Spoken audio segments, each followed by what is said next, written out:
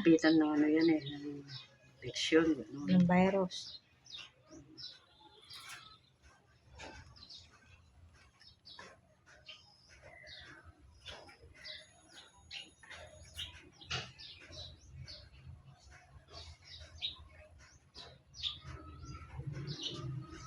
Dito lang yung matagal niya, yung pagbakbak, yung paglagay ng betadine.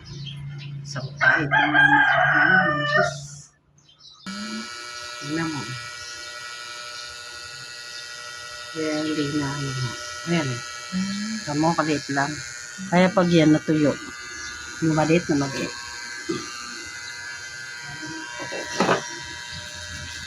Ay, naka-stapler. Oo. Masinsin nyo ulit sa stapler pa rin.